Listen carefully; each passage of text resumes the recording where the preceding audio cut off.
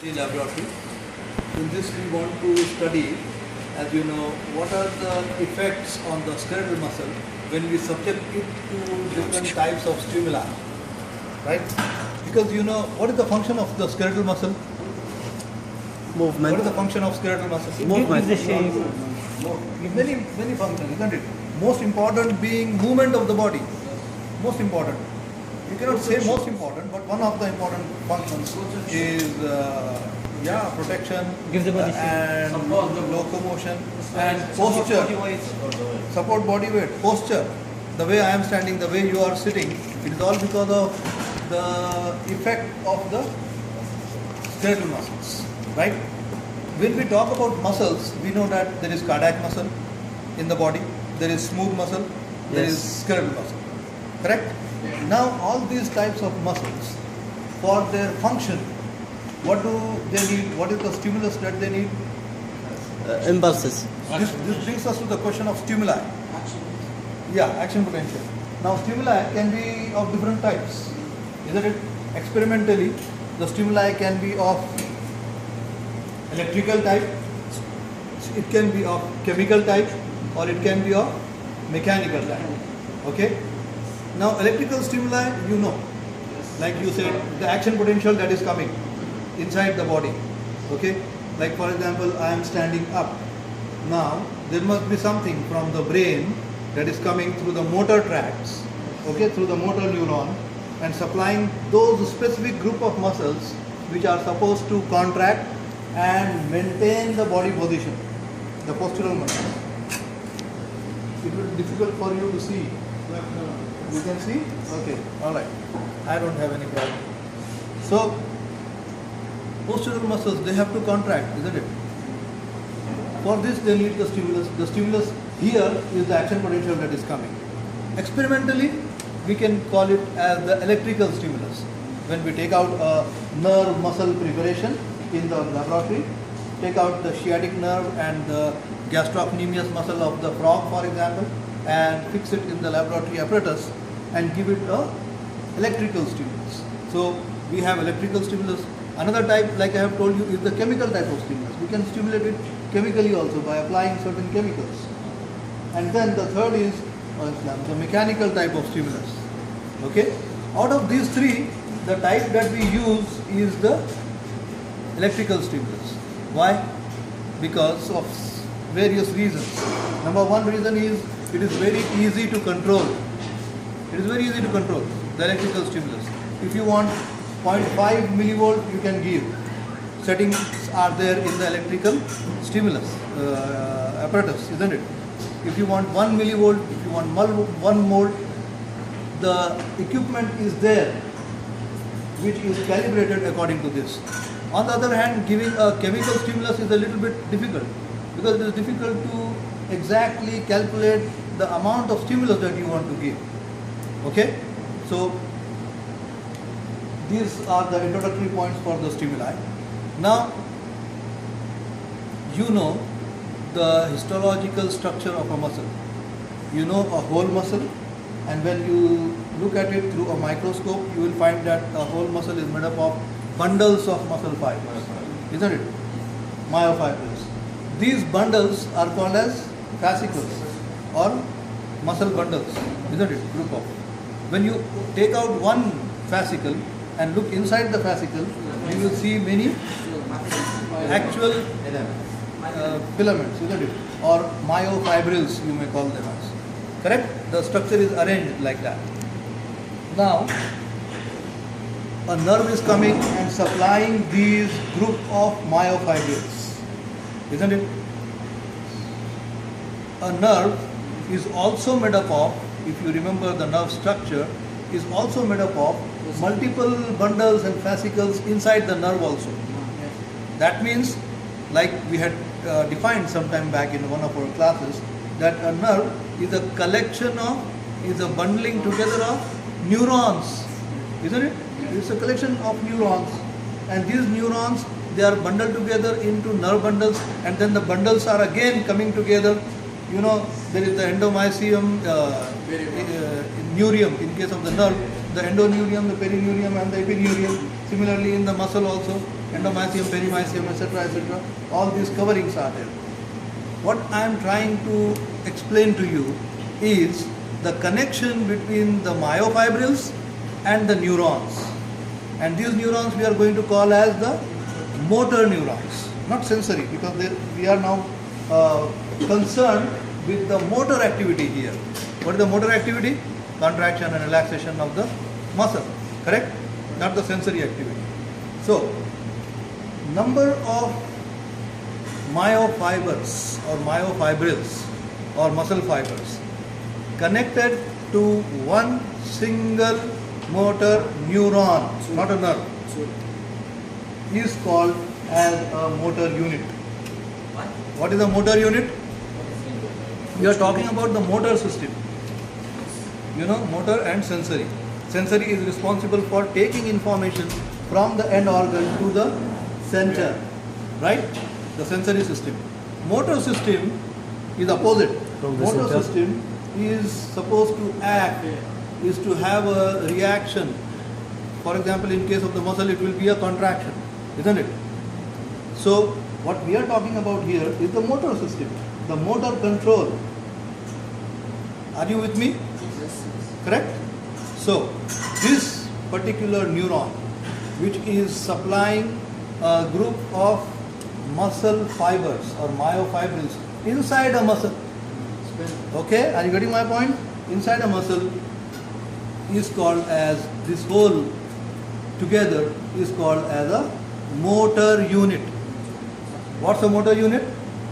A motor unit is a single motor neuron along with its bundle of or its group of muscle fibers or myofibrils.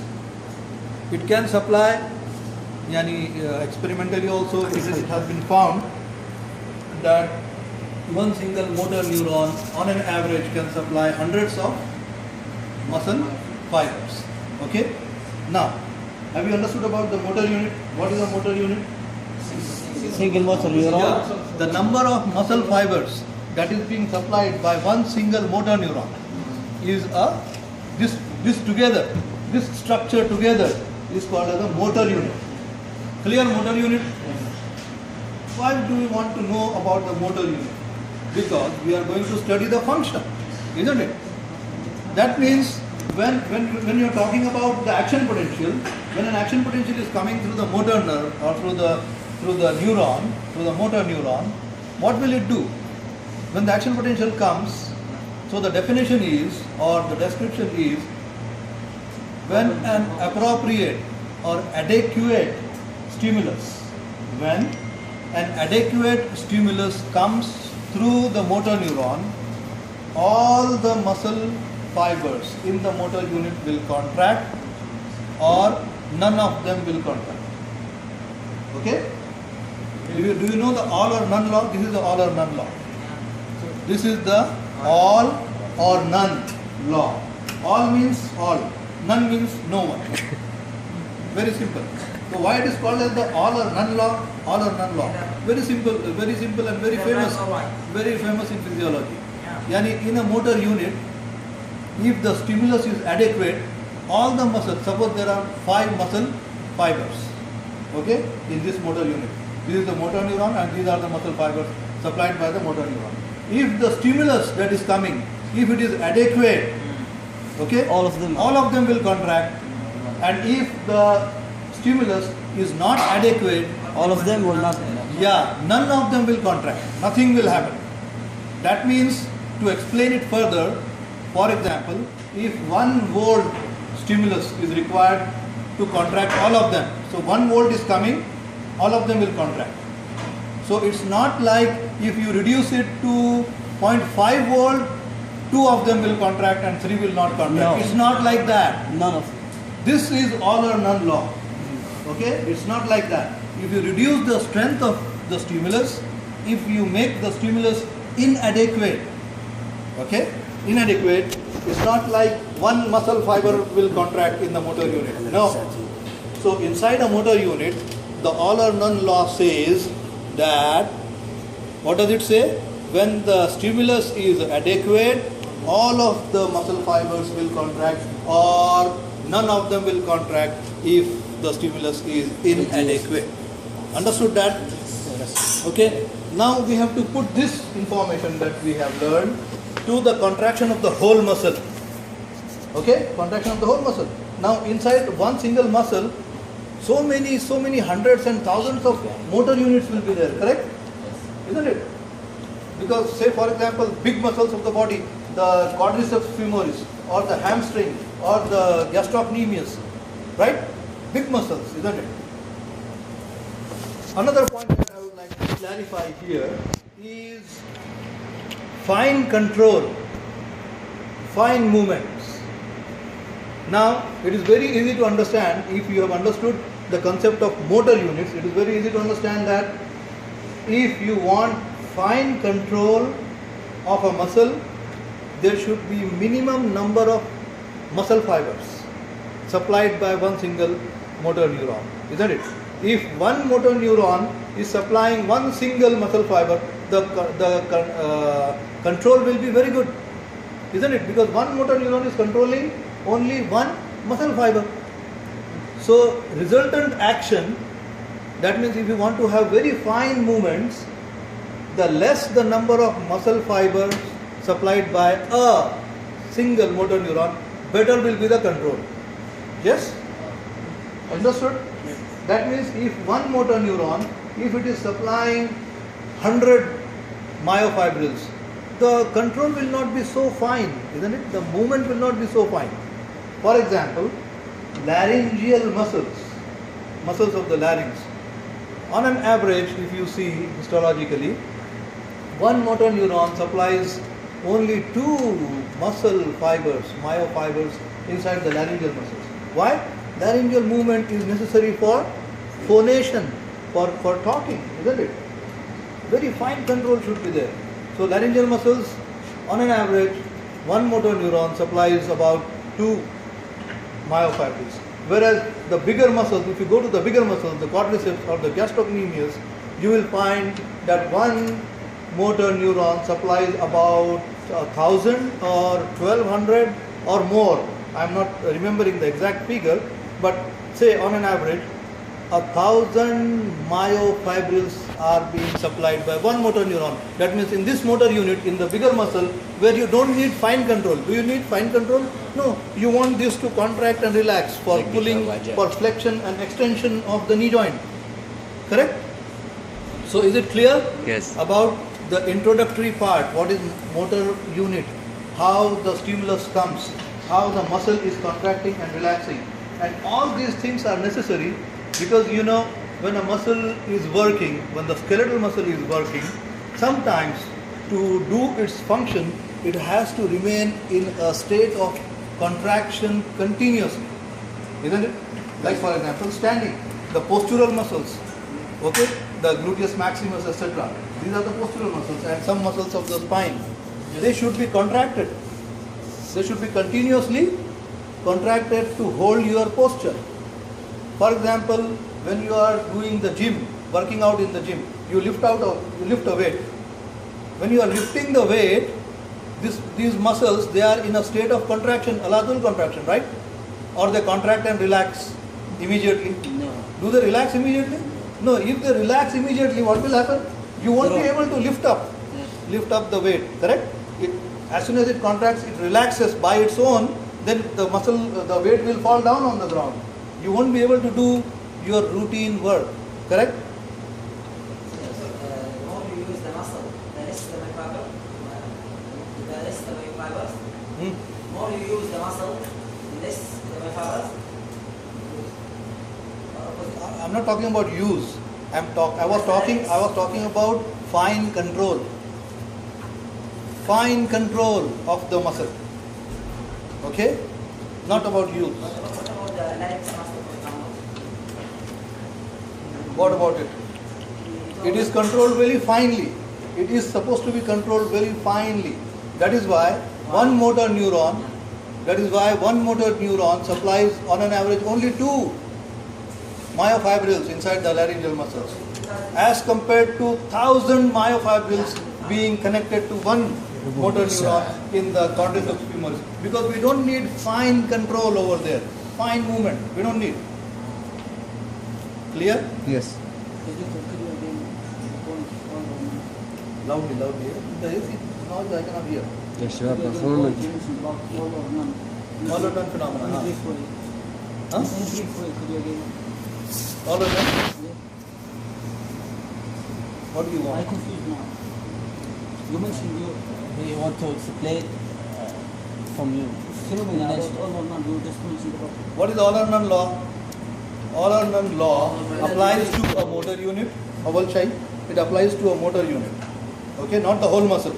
All or none law applies to a motor unit, and it says that all the muscle fibers inside a motor unit will contract. All of them will contract if the stimulus is adequate.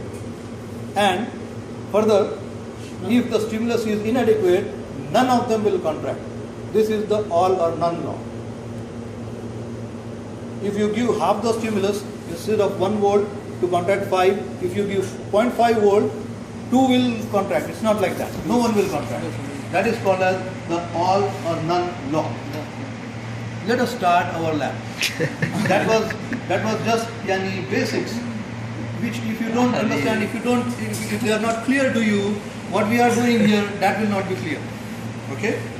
Basically what we want to see is, like I have introduced to you the contraction, like I have introduced to you the lifting of a weight or standing, how these are possible.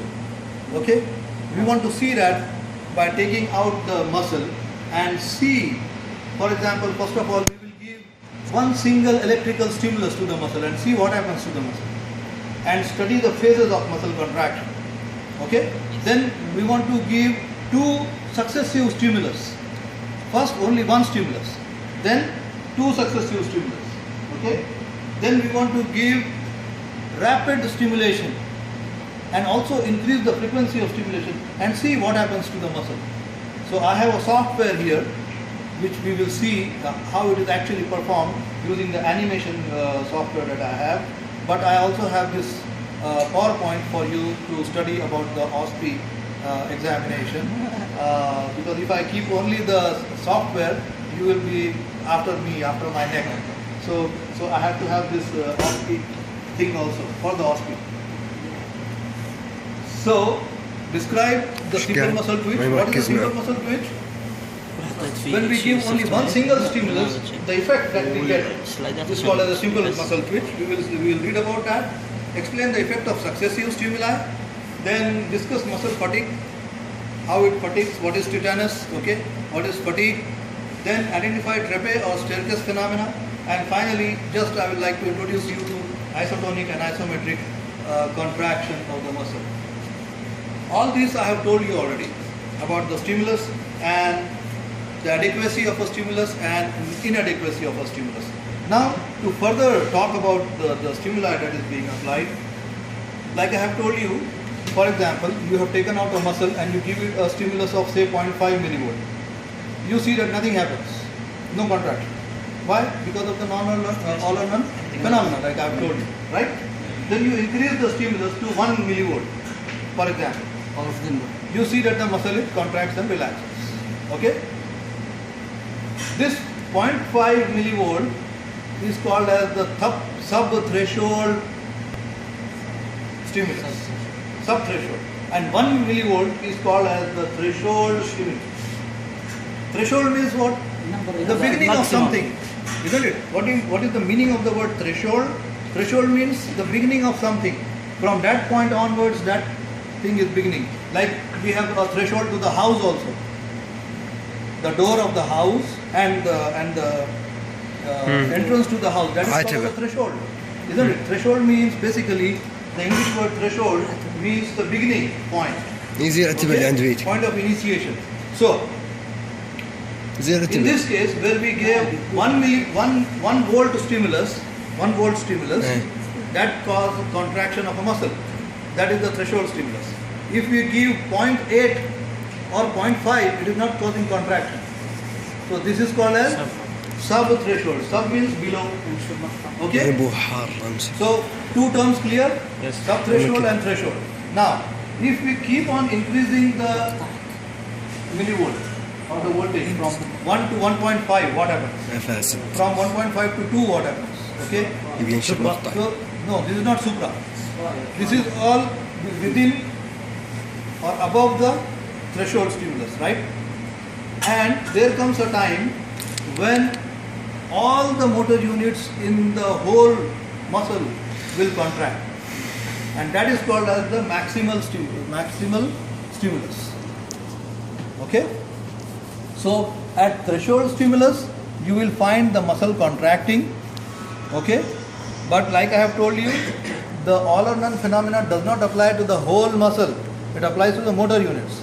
So some motor units inside the muscle, they are contracting. Okay? And that causes the muscle to move, because the muscle, some part of the muscle is contracting. So that will cause contraction of the muscle. This is called a threshold stimulus. After that, if you keep on increasing, there comes a point when you will reach the maximal stimulus. The whole muscle will be contracted. After that, if you give more stronger stimulus, nothing happens. There is no change in height of the muscle contraction, and that is called as supramaximal stimulus.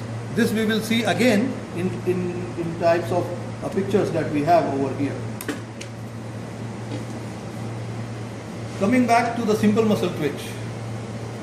Okay, so in the experimental preparation, when we give one single stimulus to a muscle, this is the recording that you get.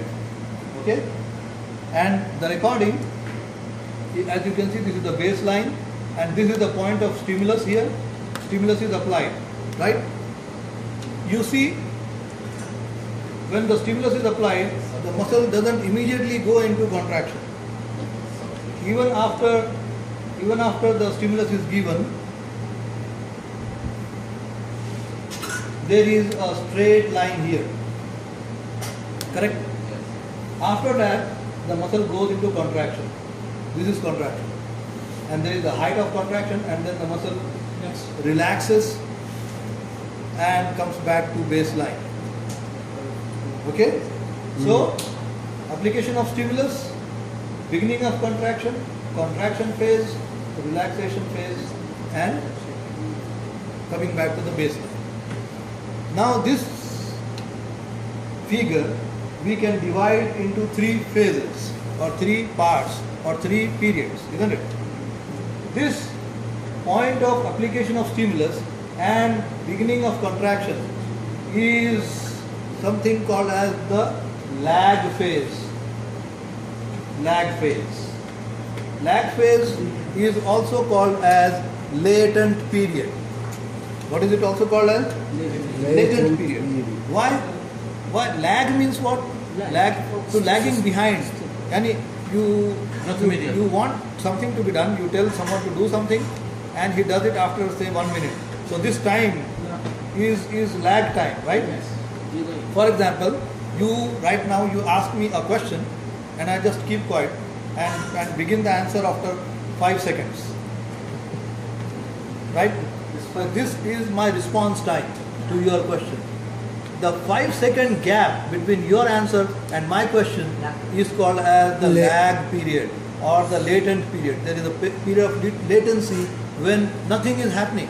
Okay, similarly in the muscle here, okay, the lag phase is there between beginning of contraction and application of stimulus. The muscle is not doing anything. But this is more average. Yeah. So this is the first phase. We will come to why it happens. We will come to the explanation.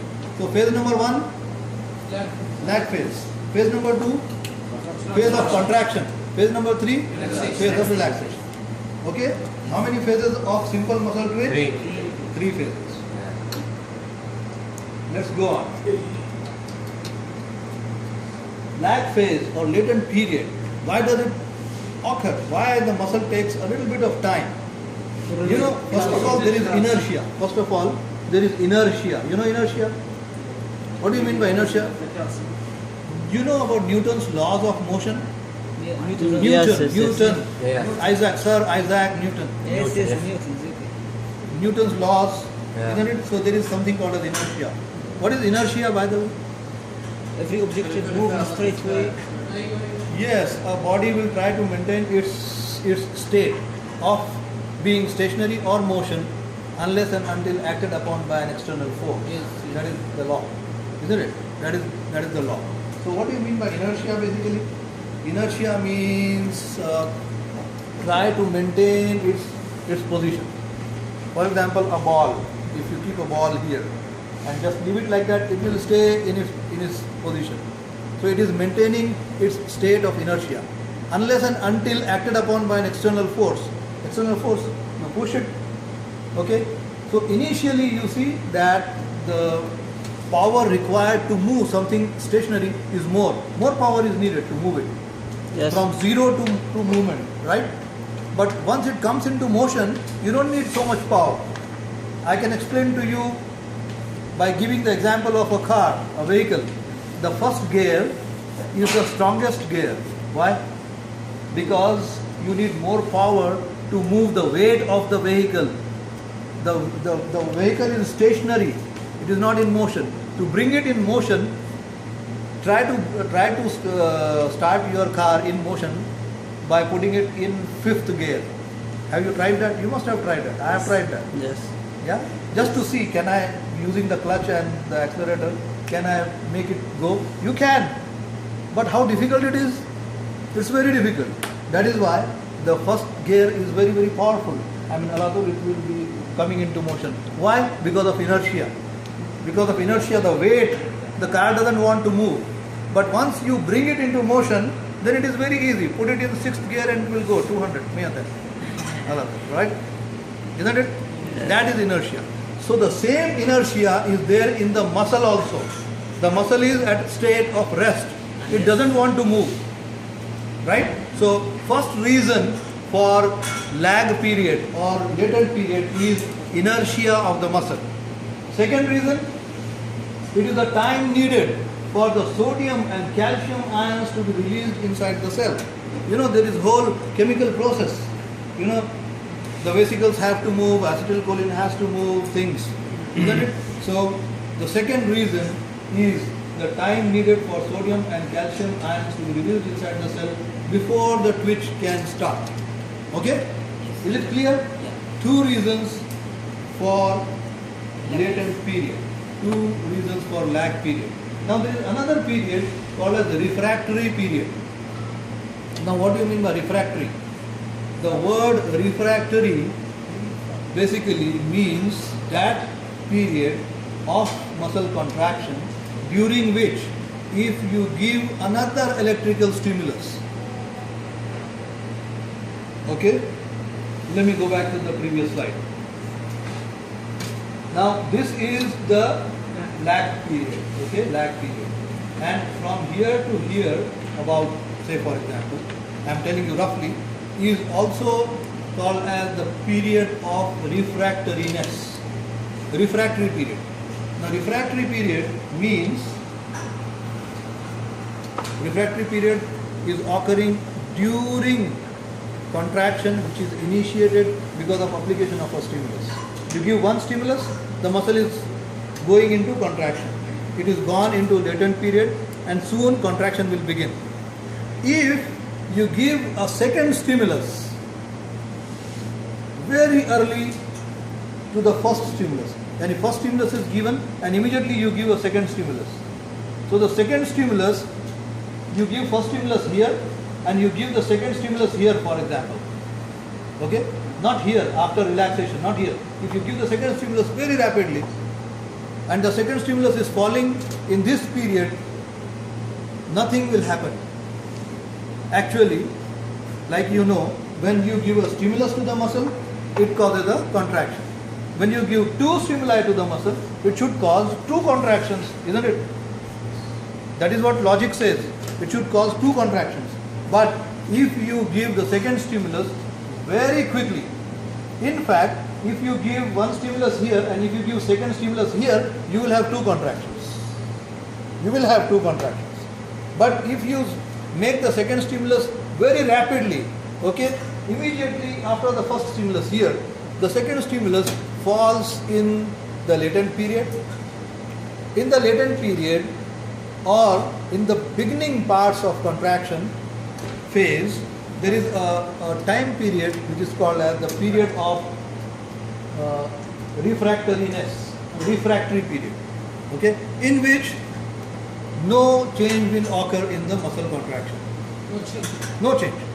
Nothing will happen to the muscle contraction. Okay? This period of refractoriness in skeletal muscle is very short, very short. But let me tell you here itself that this period of refractoriness is very long in case of the cardiac muscle. In fact, in the cardiac muscle, the refractory period covers the whole of systole. You know systole? Yes. You know systole? Systole and diastole. What is systole of heart? Contraction of heart. What is diastole of heart? Relaxation of the heart.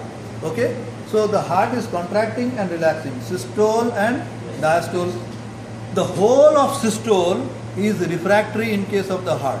That means if another stimulus is given externally, you cannot throw the heart into spasm. You cannot throw.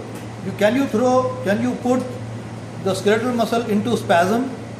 Yes, the skeletal muscle can go into spasm. Why? Because the refractory period is very, very short. Very short. It doesn't cover the contraction period. Okay? That is why by giving continuous stimuli, you can cause the skeletal muscle to go into spasm. But the same thing, if you give to the heart the same continuous rapid stimuli, strong stimuli to the heart muscle cannot be thrown into spasm. The heart muscle cannot be tetanized. Why? Because the refractory period covers the whole of systole in case of the heart. And that is in fact a protective phenomenon, because you know the heart has to contract, and because of the contraction, blood is being pumped in the pulmonary and the systemic circulations, isn't it? And this is a very important and vital function of the heart. If you can put the heart into tetanus, the person will die. Right? He will die straight away. So you don't want that to happen. That is why in case of the heart, the period of refractoriness covers the whole of systole. I told you this because I wanted to explain to you what refractoriness means. What is refractory period? That period in which if you apply a second stimulus, there won't be any effect on the contractile process, contractile motion of the muscle. What is the reason for the refractory period? I have given you the reason for latent period. Refractory period is the time needed for the sarcolemma, okay, to be repolarized before being able to depolarize following a threshold stimulus application. So what is the reason for refractory period? Time taken by the sarcolemma to repolarize before being depolarized by a second stimulus. What's the reason for refractory period? Time taken by sarcolemma to repolarize. Okay, clear? Latent period, clear? Refractory period?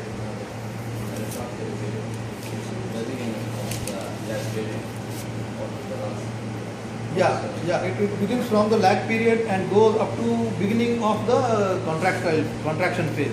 It is more than the lag period. Okay, so that was what we have seen is the effect of one stimuli, single stimuli. What was the effect of single stimuli? What was the curve we got? It is called as the simple muscle twitch, also called as the simple muscle curve. And the simple muscle curve is having three phases: lag period or latent period, contraction period, and relaxation period. Okay? Now we want to see when we give two successive stimuli. Successive means one after the other. In A, it is one stimulus, first stimulus. Okay? And you see a whole simple muscle curve. Okay? A. Now what we do in B, we give the second stimulus after relaxation is complete. Okay? So we give one stimulus here. This is the latent period and this is the contraction of the first stimulus. Then we give second stimulus immediately after relaxation. This is the second stimulus. So this is lag period and this is the contraction of the same muscle because of application of second stimulus. Now what is the difference you see? second stimulus is The higher. contraction phase with the second one is It's more. higher. Yeah, better contraction, isn't it? Better contraction. At the same stimulus, you see that the height is more. That means it is contracting in a better way. Why? Why? Why do you think this is happening? You're not increasing the intensity of stimulus. You're not making it from 1 volt to 1.5 volt. You are keeping it the same. But you find that the second stimulus, the result of the second stimulus is better than that of the first. Why do you think this must be? Maybe the first is maybe 1.5. No, we are not changing the intensity of stimulus. We are not changing, but the amplitude is changing. Lag phase is decreased. No, you see the lag phase is here and the lag phase is here. The lag phase is the same. Enough? Enough signal. Maybe some remnants of the contraction. Yes, because of the previous contraction. Okay? Like for example, the second contraction is falling. Immediately you are giving after relaxation of the first contraction. So some of the calcium ions, you know calcium, you were talking about calcium before the beginning of the class. When the calcium ions are out from the sarcoplasmic reticulum, okay, they have to be pumped back in. They have to go back in. So before they go back in, suppose for explanation, 100 calcium ions went out. And by the time relaxation is complete, 80 have come back in, 80 for example. And you give a second stimulus. So 20 are already outside and more calcium ions come out because of the second stimulus. Okay? So more calcium is available. More calcium available, more binding sites, more is the amplitude of contraction. Okay? So that is what is more calcium can go out. Yeah. Let us go on. We will talk about this more in the second slide also. Now C. What do you see in C? We are giving the second stimulus when? Contraction phase. In the middle of contraction phase. Is it contraction phase? This Before the relaxation. is relaxation phase. See, here we are giving the second stimulus after relaxation. Now we are giving the second stimulus during relaxation phase itself. That means we are decreasing the time of the second stimulus. Decreasing time of the second stimulus. Are you with me, everyone? Or I am just going alatul? No, with you. So, second stimulus here. Now the second stimulus is here during relaxation. So you see the same like this one for example. Okay? Again, why? Because the muscle is not yet relaxed completely and you are giving a second stimulus. So, add on. This is also called as summation. This is also called as summation. Summation means what? Jama. Like summation means jama. Summing together. Okay? One effect is already there because of the first stimulus, and because of the second stimulus, again the same things are added together, leading to a better contraction. This is easy to understand. The same. Okay? Now this is also, there is something called as beneficial effect. Beneficial effect. We will go back. We will go back there. But why? Because this effect explains the better contraction in case of the second stimulus. Okay? So what is the beneficial effect? The beneficial effect, like he has said, the calcium ions released from the terminal systems are being pumped back during relaxation. Therefore, when the second stimulus falls in the relaxation period, immediately following the relaxation first one, some amount of calcium is left in the sarcoplasm. So this is one reason. Some amount of calcium left over. What about the second? Increase in temperature and decrease in viscosity. So there are 3 points basically. What are the 3 points of beneficial effect? Why we get a better height here, and here. We get better height. Why? Because of beneficial effect. What is beneficial effect? Number 1. Leftover calcium ions because of the first contraction. Number 2. When the muscle is contracting, it is doing work. And when work is being done, there is metabolism. And when metabolism is being there, rise in temperature of the muscle. Okay? Muscle temperature increases. So point number 2 is increase in temperature. Point number 3 is decrease in viscosity. What do you mean by viscosity? What is viscosity? So keep on talking to him then. What is viscosity? Something Thickness. thickness. How viscous a fluid is. For example, honey and water. Which is viscous? Honey. Honey, of course. Honey is viscous, of course. So you understand what viscosity means? Yes. How thick a fluid is. This So with increase in temperature, when the muscle is doing work, the internal viscosity of the muscle decreases. And if it decreases, become bitter to contract. so if there is less viscosity, better to move the sliding filament theory. Better movement. What is beneficial effect and what is the reason for beneficial effect? Lift calcium. 3 reasons. 3 reasons. What is reason number 1? Lift calcium. La hawla wala quwwata illa billah. That is the first reason. Yes. What is the first reason for beneficial effect? The leftover calcium. Very good. What is the second reason? Increased temperature. Increased temperature. What is the third reason? Viscosity. Decrease in viscosity. I hope your viscosity also decreases by reacting to me. Anyway. So, beneficial effect. Here also the same thing. But the only thing is we are decreasing the second stimulus. The second stimulus is falling in the late relaxation period. Here it is falling at the top of the contraction. Yani in between the contraction phase and the relaxation phase. Okay? The second stimulus here. Again the height is increased. Here, in fact, you are giving the second stimulus in the contraction period itself. Here it is being given in the contraction period of the first stimulus. Okay? Right. In the late contraction period. Okay? That means you are decreasing the time of the second contraction. If you are with me. So this is, and what is this? What is this? When you give the second stimulus in the latent period, when there is a period of refractoriness. When there is a period of refractoriness. So no change. Okay? Can we read it here? F second stimulus applied in the first half of the latent period of the first stimulus. So because that period is a refractory period, so there is, you can see that it is A and F, they are almost comparable to each other. Okay, mazboot? Beneficial effect, khalas. Okay? Now this is something which I told you in the beginning. This is called as gradation of muscle stimuli, gradation of response. This happens when we give stimulus of different intensity, when we give stimulus of different strength. Okay? That means we keep on increasing the strength of the stimulus.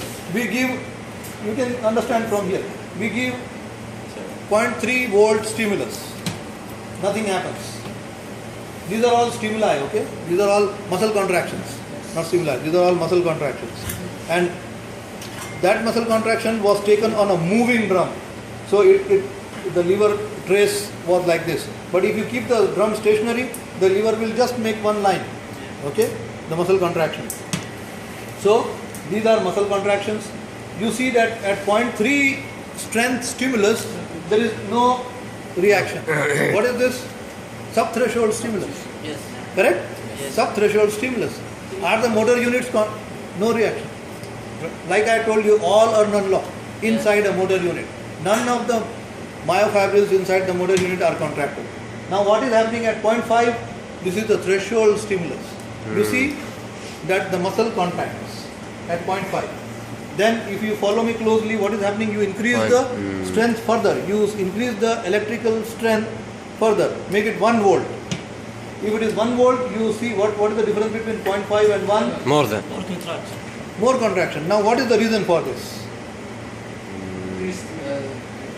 Is it because of beneficial effect?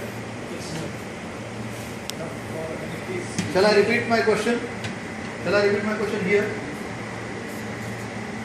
At 0.5 volt, the height of contraction is this much. Right? If you increase the intensity of the stimulus or the strength of the stimulus to 1, you see that the height of the contraction is more. Isn't it more? Why is it more? And more Huh? More action potential, more gates will be open.